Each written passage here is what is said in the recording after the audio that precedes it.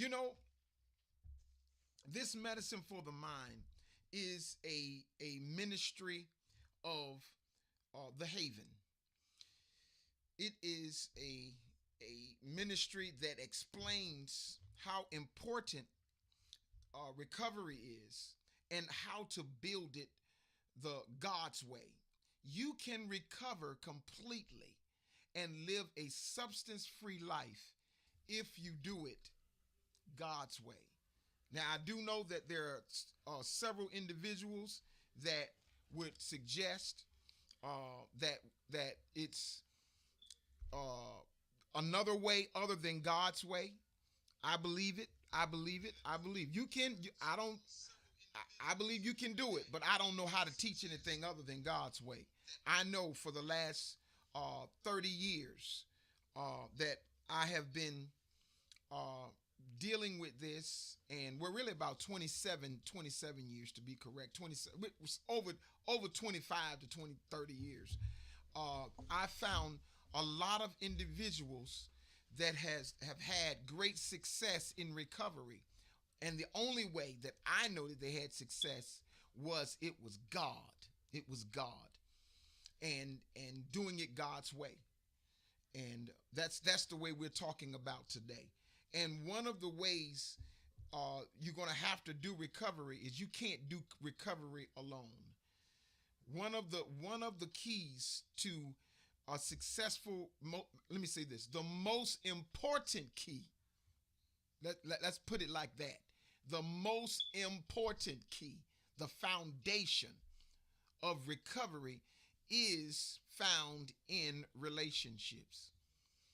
Because in the beginning, in Genesis chapter 1, let me expound on it. In Genesis chapter 1, the Bible says, in the beginning, God created the heavens and the earth.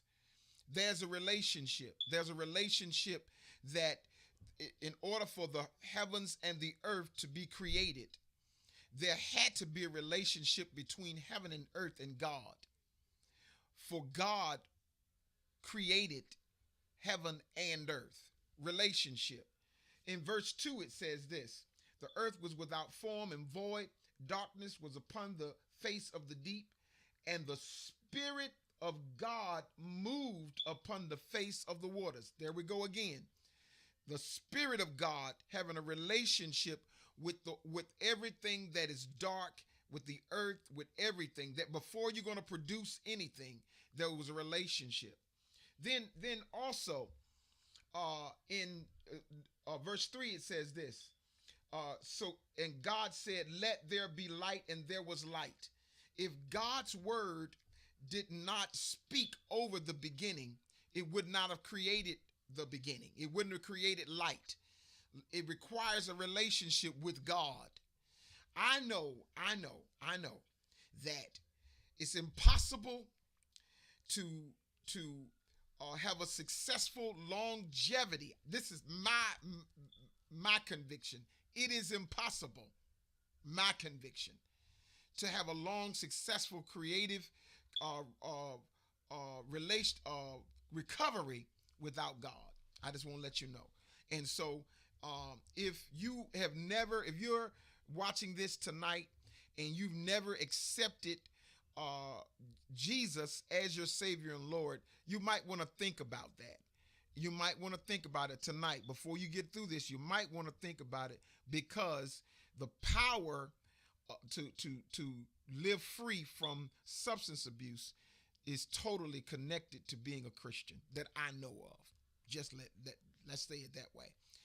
And so this is when you say the prayer: God, grant me the serenity to accept the things I cannot change, the courage to change the things I can, and the wisdom to know the difference. Notice that what it is: a relationship between God and man that's giving you the ability to deal with situations and have peace. Have peace. And we're focusing on tonight building trust. And in Genesis chapter 2, go there if you would. Man had a relationship with God. But in verse 18, look at what it says. And God said, it is not good for man that he should be alone. It's not good for man. Now, man represents Adam, and God was going to bring forth Eve, but man is representing mankind. It's humans. Human beings are not created to be alone. In other words, we have to have relationships with other people to live in this life successfully. Period. And the only way we were formed in this world, before we to be born in this world, we were born with a relationship, because of a relationship. And a child is supposed to have a relationship with their parent, or with whoever is the guardian or taking care of that child. I'm convinced today that most of us have been influenced by relationships. What's been our biggest influence. And so when we lose trust, we cannot give up. We can't throw in the towel. We can't call it quits. And I've been teaching this for a little while now, and I've run into individuals that say, "Well, I'm just a loner. I don't trust anyone." Well, we got to deal with this relationship, because what you're not doing is building trust in relationships anymore. And perhaps it's because you have lost trust based on how you were treated or how you treated them. And we got to deal with that, okay? Now, you might want to write this down. One of the most important statements or slogans that I found to be true concerning trust is simply this: trust is gained in drops. Drip, drip, drip, but lost in buckets. Trust is gained in drops, but lost in buckets. I recognize this, that trust is not easy to get. That's what this statement is saying. It's not easy to accomplish it. It takes time to accomplish that. It takes a series of interactions to accomplish trust. But one action can destroy it all. Destroy it all in just a moment. One action. And so we got to regain the trust. So what's going to happen? What will it take to regain the trust? Well, listen to this. For people struggling with substance disorders, the recovery process can be difficult. I'm not saying it's not difficult. What I am saying is that it's possible. It might be hard, but watch this. It's not impossible. It is possible. Oftentimes, relationships with family, friends, or loved ones may be strained or permanently altered as a consequence of addiction. One of the biggest consequences of addiction is a loss of relationships.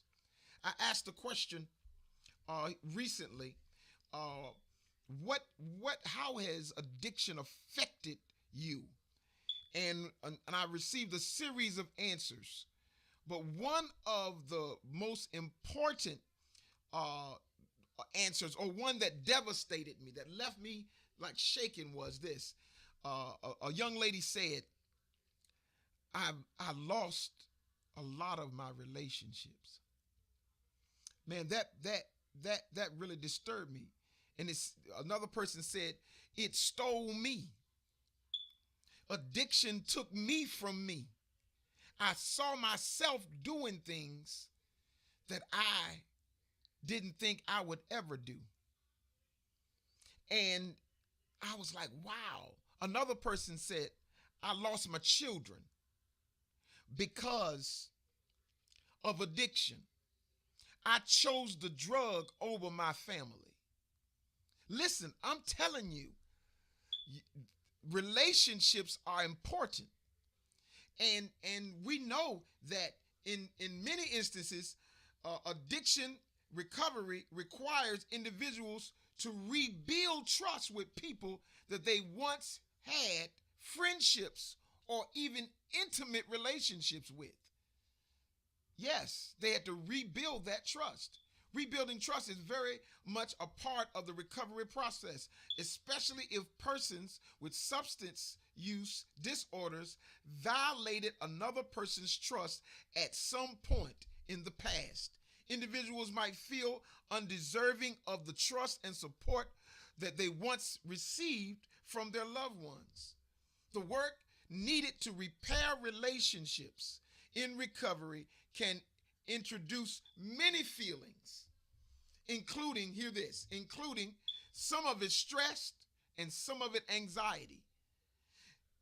Therefore, the most important people in recovery seek a healthy means of self expression, adopt positive and constructive coping strategies, and learn how to mend broken relationship with those who they love. We have to recognize that we have hurt and have done some things that is totally wrong. And we violated the level of trust. I want to say this. Sometimes we not only violated the level of trust, but we've been violated by other individuals whom we trust. The person that we thought would never let us down has broken the trust. They don't trust us anymore, so they do some things that that you know are wrong and think perhaps we're deserving of it. You're deserving of it. You get what I'm trying to say?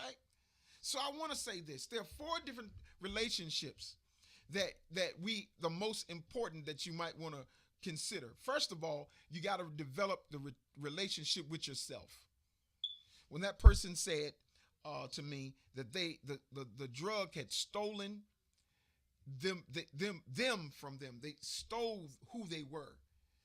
You got to learn to trust yourself again. Have you ever felt like, is anyone ever felt like I've lost my trust for me? When I said I wasn't going to do it again, and I go right back to what I said I wasn't going to do again. Or I set aside a certain amount of money that I was going to use to pay bills. And then I found myself out of money with no money to pay the bills because I messed up. Y'all, you understand what I'm trying to say, don't you? Sometimes we don't trust ourselves. I was asking a question the other day to some individuals, like, what do you fear the most? And one of the answers was, I feel I'm going to fail. I'm fearing that I'm going to fail because I've tried this before. Listen, I'm telling you, you got to develop trust in yourself. If you don't believe you can do it, you will never do it. If you don't trust in yourself and related to your higher power, you will never get free from drugs. You'll never get free from alcohol. Listen, you got to learn to trust yourself. Matter of fact, let me tell you this. There is no person on the planet that has not made a mistake. I would go on record to say there's probably no person that is that on the planet that has said they were going to do something and didn't do it what they said they were going to do, or said I'm not going to do something and found themselves again doing exactly what they said they would not do. There's probably not one person on the planet. And if it was somebody on the planet, it, it's not good for us to compare ourselves to other people. You got to begin to trust yourself. The next one is you got friends.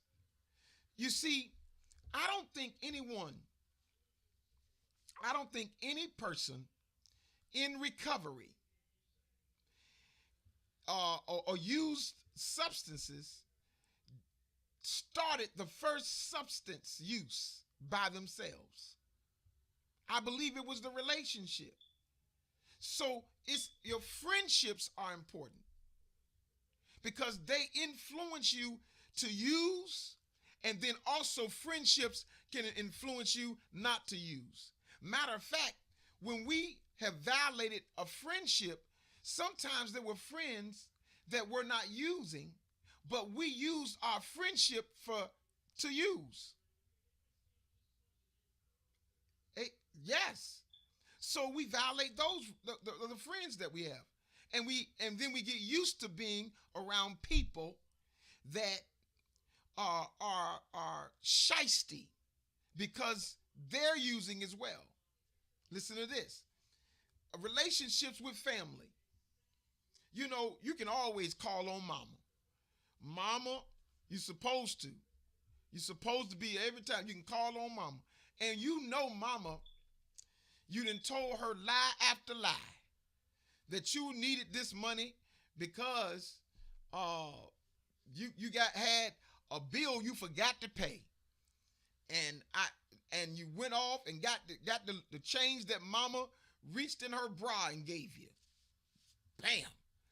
And you took it and got high with it. I know I've had family members to call them, to have someone else to call the mother and tell her that they had done something to her child, and if she didn't give them a certain amount of money, they were gonna kill her child. And come to find out, it was the child behind all of it because he wanted the money to use drugs.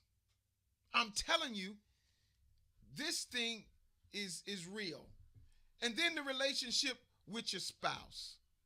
How many have violated that relationship where you've lost trust and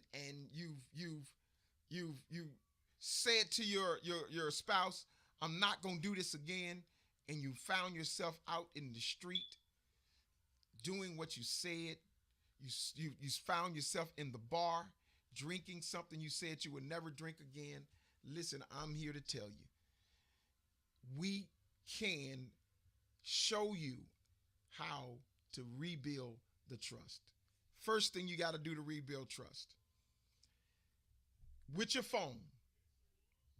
Right, I want you. Here we go. Right now, the first thing with your phone, delete. No, I gotta say it this way: block the individuals in your phone that will help you use drugs. Block them, then delete their number. Also, the person that you purchase drugs from, your supplier, if you will. Block their number, then delete it. You know, you're wondering why I'm saying block, then delete. Because when you block the number, they can't get to you, but you still can get to them. And what you want to do in a strong moment is delete the number that you would normally call to get your substance of choice when you're weak. And so there are going to be some trying days. The trying days will of weakness may the thought might come to your mind, well, call so and so. But if you've deleted the number, you can't go back to it. So that's one way you got to do. Take the phone, delete it. Now, another way to build trust with your that's trust with yourself, but also then we're talking about trust with other people. Get accountability a partner, someone to hold you accountable. If there's a person that you want to build trust with, you have to be accountable to that person. And if you are accountable to that person, at the beginning stage, they may not trust you. But the more they check on you and check on your attitude, check on you whether you're telling the truth, and the more they can hold you accountable, the more they'll begin to repair that trust load. They'll give you a bucket full of trust. You know, I remember there was an individual that had violated trust with their wife, and we had to help them repair their relationship. And the first thing I said to this individual was, "Hey, give her access to your phone. Give her access to your phone, because that when she has access, don't put a code in it that she don't know. Show her the code. Let her open up your phone, look at who's texting you all the time. That can reestablish some trust. Give her all of your emails, and let her copy them and put them in her phone. I'm telling you, you gotta do work to hold yourself accountable to rebuild that trust. And then last but not least, hear this. When you're building trust, it is important to allow time. It is very important to allow time. You remember the statement from the beginning today? Trust is gained in drops and lost in buckets. It takes time to fill a bucket with drops. So you're going to have to put the time in. You don't have a right to tell the person how long they have to give you their trust back. You don't have the right to do that. If you violated the trust because you've done something, you used or whatever it is, listen, you got to give them time, and you need and let them take as much time as they need, to regain that trust, to reestablish that trust. It may be hard. I want you to know, it may be hard. But if the relationship is worth it, put in the time. Now, in conclusion today, watch your new relationships, because the new relationships, it'll be easy for you not to share with individuals that you have a issue with drugs, because people look pretty bad at people that have issues with drugs. I know. However, when you're building a new relationship, take it slow. Take it slow. Take it slow. Allow them to have to watch who you, not them, for you to have enough time to make a clear decision. That's what we're building a level of trust. The greatest thing I can tell you is you have to be candid. You got to be open and honest, and you have to share how you feel and be open about your feelings. You know, someone told me My difficulty is my family accuse me of stuff that I haven't done. And when they accuse me because of what I did before, it makes me feel really bad. And I have thoughts of going back out and using. Is there anyone today, you heard that thought of going back out and using because they accuse you and because they don't trust you? You know, one lady said, I lost the trust of my children.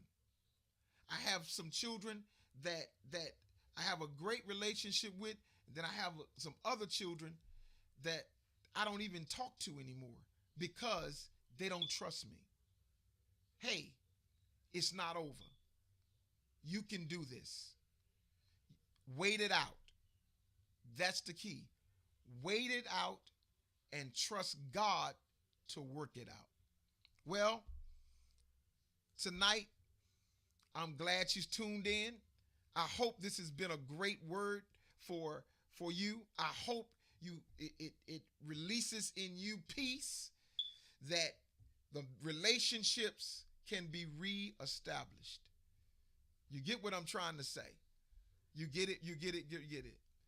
And if you want to uh, to subscribe or follow us